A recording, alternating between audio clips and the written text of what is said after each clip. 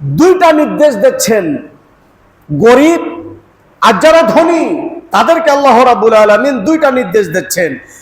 সূরা আশ-শুআরা আয়াত নাম্বার 12 এর মধ্যে, শারআ লাকুম মিনাদ-দীনি মা ওয়াসা বিহি নূহা, এক ওয়াল্লাযী আওহাইনা ইলাইকা ওয়া মা ওয়াসাইনা বিহি ইব্রাহিমা ওয়া মূসা ওয়া ঈসা আন আকিমুদ-দীনা ওয়া লা তাতাফাররাকু ফীহি। আল্লাহ সুবহানাহু ওয়া তাআলা পৃথিবীর মানুষদেরকে দুইটা নির্দেশ দিচ্ছেন। প্রথম নাম্বার নির্দেশ হলো, কয়েকটা নাম বললাম। এক নাম্বার নাম বলেছে নূহ আলাইহিস সালাতু ওয়াস সালামের, আর দুই নাম্বার নাম বললাম ইব্রাহিম আলাইহিস সালাতু ওয়াস সালামের, আর তিন নাম্বার মুসা কালিমুল্লাহ আলাইহিস সালাতু ওয়াস সালামের, আর তিন নাম্বার ঈসা রুহুল্লাহ। ওয়া মা উতিয়া মুসা ওয়া ঈসা ওয়া মা উতিয়ান নাবিয়্যুনা মির রাব্বিহিম লা নুফাররিকু বাইনা আহাদিম মিনহুম ওয়া নাহনু লাহু মুসলিমুন। মুসা, ঈসা, ইসহাক, ইয়াকুব অন্যান্য নবীদের নাম ধরে দুইটা জাতিকে সাবধান করে দিতেছেন কি, শারআ লাকুম মিনাদ-দীন, দুনিয়ার মানুষ তোমরা যারা দুনিয়ার মধ্যে বিচরণ করবে, চলাফেরা করবে, মা ওয়াসা বিহি নূহা, আমি নির্দেশ দিয়েছিলাম নূহ আলাইহিস সালাতু ওয়াস সালামকে দ্বীন প্রচার করার জন্য। দ্বীন প্রচার করার জন্য নূহ আলাইহিস সালাতু ওয়াস সালাম আওহাইনা ইলাইকা, আরো দান করেছিলাম, ওয়া মা ওয়াসাইনা বিহি ইব্রাহিম, ইব্রাহিম আলাইহিস সালাতু ওয়াস সালামকে নির্দেশ দিয়েছিলাম। নাম্বার 3 হলো মুসা পয়গম্বরকে নির্দেশ দিয়েছিলাম। নাম্বার 4 হলো ঈসা আলাইহিস সালাতু ওয়াস সালাম, রুহুল্লাহ আলাইহিস সালাতু ওয়াস সালামকে প্রচার করার জন্য নির্দেশ দিয়েছিলাম। এ মর্মে রাসূল করিম সাল্লাল্লাহু আলাইহি ওয়াসাল্লাম একটা হাদিস বর্ণনা করেছেন। আন আবি হুরায়রা রাদিয়াল্লাহু তাআলা قال قال رسول الله صلى الله عليه وسلم إن لله ملائكة تنادوا هلموا إلى جناحاتكم فيحوفونكم بجناحاتكم إلى السماء الدنيا। আবু হুরায়রা বলেন, একদল ফেরেশতা ফজরের সময় একটা ফেরেশতার জামাত পৃথিবীর মধ্যে আসে। আসার পর এই জামাত পৃথিবীর মধ্যে চলাফেরা করে। ঘুম থেকে উঠিয়া যারা ফজরের জামাতের সহিত নামাজ আদায় করে, এই ফেরেশতারা জামাতকারীদের দৃশ্য দেখিয়া তাদের ভিডিওটা আল্লাহ রাব্বুল আলামিনের দরবারে নিয়ে যায়। সুবহানাল্লাহ। আল্লাহ রাব্বুল আলামিন ফেরেশতাদেরকে ডাক দিয়া বলেন, কি দেখে আসলে দুনিয়ার ভিতরে? জোহরের সময় ফজরের সময় ফেরেশতা আর জোহরের সময়ের ফেরেশতা এরা আল্লাহ রাব্বুল আলামিনের দরবারে যাইয়া বলেন, আল্লাহ দুনিয়ার মধ্যে গেলাম, যে দেখলাম একদল বান্দা তোমাকে সিজদা করিতেছে। সুবহানাল্লাহ বলবেন না?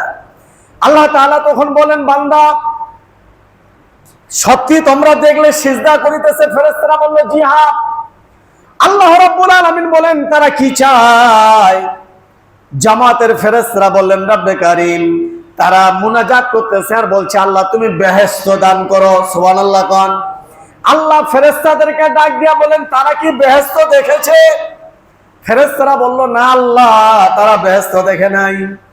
এবার বললেন, তারা যদি দেখতো, না দেখে তারা কান্না করে বেহেশতে যাওয়ার জন্য। যদি তারা ওই দলটা দেখতো তাহলে তারা কি বলতো তোমরা বলো। ফেরেশতারা বলবে, রব্বে কারীম, রব্বুল আলামিন, তারা আরো ওধরে কাঁদতো, মসজিদ থেকে তারা বের হতো না। আল্লাহ রাব্বুল আলামিন বলেন, তাহলে আমি আল্লাহ তাদের জন্য গিফট পুরস্কার কি করতে পারি? ফেরেশতারা বললেন, তুমি ভালো জানো, কোজে না তোমাদের মুখে শুনি। ফেরেশতারা বলবেন, আল্লাহ তুমি বেহেশত তাদেরকে দান করে দাও। আল্লাহ বলেন, না, শুধু বেহেশত দান করব না, দুনিয়ার মধ্যে যত গুনাহ করেছে আমি আল্লাহ মাফ করে দিলাম। সুবহানাল্লাহ। জোহরের সময় একদল ফেরেশতা আসবে, আসার পরে দেখতেছে লোকগুলি কান্না করতেছে। ফেরেশতারা আল্লাহর দরবারে চলে যাবে। আল্লাহ জিজ্ঞাসা করবে ফেরেশতারা, দুনিয়ার কি হালত একটু বলা যাবে কি? জহর আগামকারী ফেরেশতারা যে বলে, রাব্বুল আলামিন যে দেখলাম তারা দুনিয়ার মধ্যে জাহান্নামের ভয়ে কান্না করতেছে। আল্লাহ তাআলা ফেরেশতাদেরকে এবার প্রশ্ন করবেন, তারা কি জাহান্নাম দেখেছে? ফেরেশতারা বলবে না, দেখে নাই। আল্লাহ রাব্বুল আলামিন বলবেন, যদি তারা জাহান্নাম দেখতো তাহলে ওই বান্দাগুলি কি করতো তোমরা বলো? ফেরেশতারা বলবে যে আরো বেশি কাঁদতো। আল্লাহ বলবেন, আমি তাহলে কি করতে পারি? আল্লাহ তাআলা বলবেন, আমি কি করতে পারি? ফেরেশতারা বলবেন, আল্লাহ তুমি জাহান্নাম থেকে মাফ করে দিতে পারো। আল্লাহ তাআলা বলবেন, শুধু তাই নয়, আমি আল্লাহ দুনিয়া ও আখিরাতের জিম্মাদারি তাদের হয়ে গেলাম। আসরের সময় একদল ফেরেশতা আসবে, দুনিয়ার মধ্যে হালত মানুষের হাল হাকিকত দেখে যাবে। আল্লাহ তাআলার ফেরেশতারা যে বলবেন, আল্লাহ তাআলা দুনিয়া গেলাম, কি দেখে আসলে তোমরা? বুখারীর বর্ণনা। ফেরেশতারা বলবেন, আল্লাহ গেলাম ফুলসিরাত যাতে বিদ্যুৎ আকারে পার হইতে পারে, একদল কান্না করতেছে। আল্লাহ তাআলা ডাক দিয়া বলবেন, ওরা কি ফুলসিরাত দেখেছে? কয় না। আল্লাহ রাব্বুল আলামিন বলেন, তাহলে আমি কি করতে পারি? ফেরেশতারা বলবেন, আল্লাহ তুমি ভালো জানো। আল্লাহ তাআলা বলেন, আমি আল্লাহ চুল হতে চিকন হবে, হীরা হতে ধার। চুল হতে চিকন হবে, হীরা হতে ধার। মোরা বান্দা গুনাহগার, কেমনে হবে ওই ফুলসিরাত পার? আল্লাহ ফেরেশতাদেরকে ডাক দিয়া বলেন, বান্দারা কান্নার জন্য, দুনিয়ায় কান্নার জন্য 30,000 বছরের রাস্তা চোখের পলকে করে দিলাম। সুবহানাল্লাহ। তারা চোখের পলকে, অর্থাৎ চোখের পলক শাটারিং বন্ধ করবে, খোলা মাত্রই আমার ফুলসিরাত তারা পার হয়ে যাবে। সুবহানাল্লাহ বলেন। মাগরিবের সময় একদল ফেরেশতা চলে আসবে, দুনিয়ার হাকিকত জানার পরে এই ফেরেশতারা আল্লাহর দরবারে চলে যাবেন।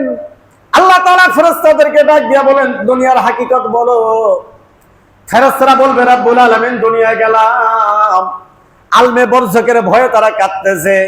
আলমে বরজক মানে কবরের জগৎ, কবরের জগতের জন্য কাঁদতেছে। তারা বলছেন, আল্লাহুম্মা ইন্নী আউযু বিকা মিন আযাবিল কবরি, আল্লাহুম্মা ইন্নী আউযু বিকা মিন আযাবিল কবরি। তারা কবরের ভয়ে কান্না করে। আল্লাহ তাআলা ফেরেশতাদেরকে ডাক দিয়া বলেন, তো চোখে কি পানি দেখলে? কয় হ্যাঁ, দাড়ি মোবারক ভিজে গেছে। বান্দাগুলি মসজিদে ঢুকে কবরের ভয়ে কান্না করতেছে। কেউ বা হাঁটা চলার ভিতরে কবর দেখে কান্না করতেছে, কেউ বা কবরবাসীকে সালাম দিতেছে, তোমার তাসবিহ তাহলিল পাঠ করতেছে, প্রশংসা করতেছে। আল্লাহ বলেন, ফেরেশতারা আমি আল্লাহ কি করতে পারি? ফেরেশতারা বলবে, রাব্বুল আলামিন তুমি তাদের কবরের আযাব মাফ করে দিতে পারো। আল্লাহ তাআলা ডাক দিয়ে বলেন, এটার ভিতরে সীমাবদ্ধ নয়, আমি আল্লাহ ওই মুমিন বান্দাদের জন্য কবরটা জান্নাতুল ফেরদাউসের সঙ্গে অ্যাডজাস্ট করে দিলাম। সুবহানাল্লাহ। এশারের সময় একদল ফেরেশতা চলে যাবে, এশারের সময় একদল ফেরেশতা চলে যাবে। আল্লাহ ডাক দিয়া বলবেন, ফেরেশতারা দুনিয়ার হাকিকত বলো, দুনিয়ার হালত বলো। ফেরেশতারা বলবে, রাব্বুল আলামিন মসজিদে একদল লোক ঢুকে গেছে, তারা বাইর হয় না। আল্লাহ ডাক দিয়া বলবেন, কেন কেন কেন? ফেরেশতারা বলেন, তারা শুয়ে শুয়ে কান্না করতেছে আর বলছে, আল্লাহ মৃত্যুটা যেন কালেমার শহীদ হয়। আল্লাহ তাআলা ডাক দিয়া বলেন, আমি কি করতে পারি? এবার ফেরেশতারা ডাক দিয়া বলবেন, আল্লাহ তুমি তো কালেমার শহীদ তাদের মৃত্যু করাই দিতে পারো। আল্লাহ তাআলা ডাক দিয়া বলেন, ও আমার ফেরেশতারা যাও, মালাকুল মাউত ফেরেশতার সামনে একটা বড়ই গাছ থাকবে। একটা মানুষ 40 দিন মারা যাওয়ার আগে একটা বড়ই পাতা পড়বে, কিন্তু মানুষটা দেখতে পাবে না। আল্লাহর কুদরত, বইয়ের পাতাটা পড়বে কাঁচা, টেবিলের ভিতর আজরাইলও দেখা পাবে না। কেরমে কেরমে বইয়ের পাতাটা শুকিয়ে যাবে। মানুষটা মারা যাওয়ার 3 দিন আগে মালাকুল মাউত ফেরেশতা সেই লিস্টটা পাবে, পাতাটা শুকনা, ওই বান্দার নাম লেখা থাকবে। সুবহানাল্লাহ বলেন। মালাকুল মাউত ফেরেশতার টাইম থাকবে 3 দিন পর। 3 দিন পরে তুমি ওই মানুষটার জান কবজ করবা। ও আমার ফেরেশতারা শোনো শোনো, এই বান্দাগুলো ভালো হওয়ার কারণে 3 দিন আগ থেকে তার মুখের মধ্যে আমি আল্লাহ কালেমা তালকিন দিয়ে দিলাম। সুবহানাল্লাহ।